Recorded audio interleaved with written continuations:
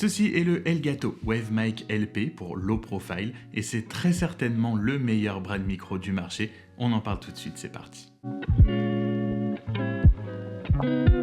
Salut tout le monde, c'est Franck et le Elgato Wavemic LP, c'est celui qui est juste là, derrière moi. Alors oubliez le micro, mais c'est le bras blanc que vous voyez ici et même presque pas, et c'est pour ça que je pense que ce bras de micro est peut-être le meilleur du marché. Ce n'est pas le seul bras de micro low profile qu'on appelle donc bas profil si vous préférez en français. C'est un style très différent de ce qu'on a l'habitude de voir. J'avais un bras assez classique, on va dire, avant, et je pense que la différence se voit tout de suite. C'est le gain de place, parce qu'il se replie vraiment sur lui-même, il prend beaucoup moins de place sur un bureau. Et c'est ça qui commençait à me déranger un petit peu avec celui que j'avais avant. C'est vrai qu'esthétiquement, c'était quand même vachement moins joli que ça. Maintenant, là, il prend déjà très peu de place, comme vous le voyez, mais si je le replie sur lui-même, voilà.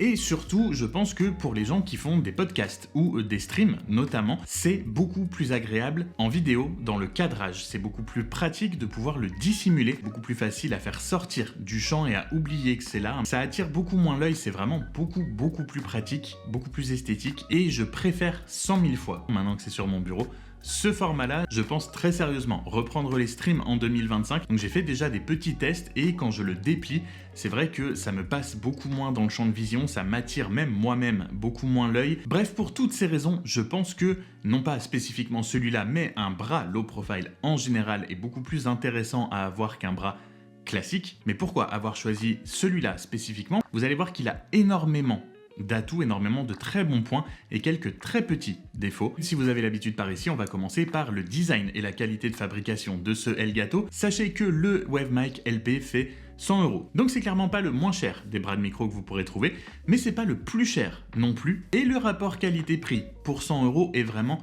extrêmement bon. Et la qualité se voit dès la sortie de la boîte. Avec le Wave, je vais l'appeler juste le Wave parce que sinon ça va être très compliqué à force, mais c'est 100% ou 90%, 95% du métal. Le bras en lui-même est du métal. On a juste quelques petites pièces de plastique qui sont les vis de serrage sur les différents angles pour pouvoir ajuster, et la tête au bout où on accroche le micro est lui aussi, elle aussi, en plastique, mais c'est vraiment les deux seules choses. Même la base, la pince pour pouvoir l'accrocher sur votre bureau est en métal. Le système de vis est très classique. On a une petite clé Allen pour pouvoir régler au niveau de la base si on veut que le mouvement soit vraiment très facile ou un petit peu plus rigide et un petit peu moins, pas fluide parce que tout reste très fluide, mais plus ou moins de force pour pouvoir bouger votre micro, on va dire ça comme ça, c'est plus parlant. Et vous avez aussi deux adaptateurs, deux embouts suivant ce que vous avez comme micro pour pouvoir l'accrocher sur le Wave, ce qui est plutôt pratique. J'ai dû en utiliser un pour mettre mon PodMic dessus, mais en termes de design donc et de qualité de fabrication, on est vraiment sur du très solide pour 100 €. On en parlera tout à l'heure, mais vous avez des aimants qui sont eux aussi très costauds. En termes de solidité, il y a un seul tout petit aspect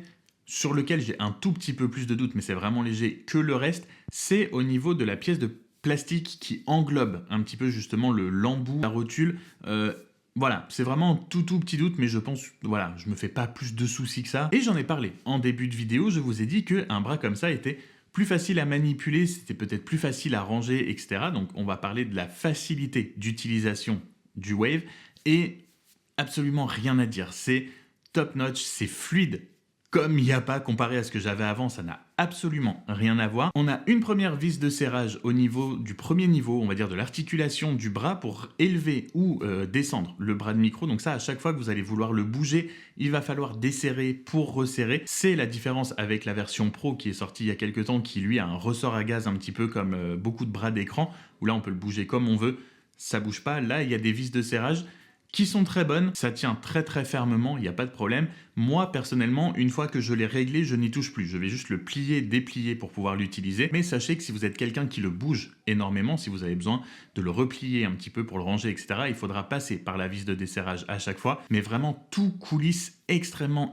bien. Ça ne fait pas un bruit, il n'y a pas un petit grincement, rien. C'est archi solide, très facile à utiliser. Encore une fois, vraiment tout coulisse très bien. Évidemment, pour ce prix-là, on a aussi du cable management sur le bras Elgato et il est, ma foi, extrêmement bien pensé, très bon, et surtout, ça utilise des aimants. Je suis fan des aimants et ce sont des aimants qui sont, comme je vous l'ai dit, très costaud. Si vous voulez faire passer le câble de votre micro et même plusieurs câbles, si jamais vous voulez mettre autre chose dessus, il y a largement la place, il suffit de soulever la partie supérieure pour pouvoir faire passer les câbles. Vous avez un trou en haut, un trou en bas. Suivant quel micro vous utilisez, suivant où sont placés les branchements, vous allez pouvoir soit faire passer par le haut, soit faire passer par le bas pour essayer de faire un cable management le plus discret possible. Et après, ça retombe dans l'étage inférieur qui retombe lui derrière la base.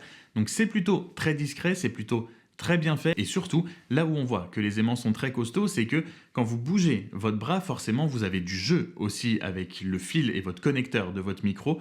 Et même si vous tirez très fort sur le câble, ça ne va pas faire bouger, ça ne va pas enlever et faire sauter les languettes aimantées que vous avez par-dessus. J'ai essayé, croyez-moi, et vraiment, ça tient très bien. Mais je vous l'ai dit, ce bras de micro n'est évidemment pas parfait. Dans mon cas, je trouve ces petits défauts extrêmement négligeables. Comme je vous l'ai dit précédemment, on a une clé Allen pour pouvoir serrer ou desserrer au niveau de la base pour mettre plus ou moins de force pour que le micro puisse bouger. Mais ça ne sert vraiment qu'à ça. J'ai essayé de serrer un petit peu plus fort et dès que j'ai serré un tout petit peu, je commençais à entendre la tige en métal qui craquait et qui frottait un peu contre la vis.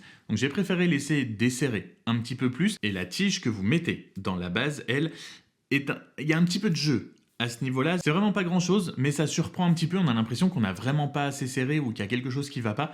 Non, c'est normal. Du moins, ça a l'air normal. Et je dirais que le deuxième défaut, entre guillemets, qui n'en est pas un pour moi, parce que dans ma situation, ça ne s'applique pas, c'est que vous n'avez vraiment, par contre, que la pince pour pouvoir mettre sur votre bureau, sur l'extérieur du bureau. Il n'y a pas de mécanisme pour accrocher si jamais vous avez des trous ou que vous voulez faire un trou dans votre bureau pour mettre le bras, vous pouvez pas. Il n'y a vraiment que ce système de pince extérieure. Voilà, si jamais vous avez des emplacements prévus pour ça ou que vous aviez prévu de vous-même faire un trou comme c'est possible de le faire pour certains bras d'écran par exemple, avec le Elgato Wave Mic, c'est pas possible. Vraiment, à part ça, ce sont les deux seules choses que j'ai notées qui pourraient potentiellement être un problème pour certains, mais sinon, c'est un régal à utiliser. Esthétiquement, c'est génial. Et je l'ai pris en blanc parce que je voulais donner une petite touche de clarté à mon setup. Vous savez que tout le reste est vraiment, en général, très foncé, mais là, je voulais donner une petite touche de clarté et ce combo avec le PodMic est juste délicieux. 100 €, oui, c'est effectivement un peu cher pour un bras de micro, vous en trouverez certainement qui sont un peu moins chers, mais avec une qualité de fabrication pareille, je suis vraiment pas sûr. Je ne les ai pas testés, donc je ne peux pas le certifier. Et si vous cherchez quelque chose qui va vous durer dans le temps, qui est extrêmement bien construit, très facile à utiliser, qui fait pas de bruit, très qualitatif, bref, je vous recommande 200% le bras de micro low profile de chez Elgato. Vraiment, j'ai vraiment du mal à lui trouver des défauts. Voilà, ce sera tout pour moi pour aujourd'hui. J'espère que cette vidéo vous aura plu et vous aura été utile. Si c'est le cas, n'hésitez pas à vous abonner avant de partir. Et comme d'habitude, prenez soin de vous. On se retrouve très vite dans une prochaine vidéo. Salut!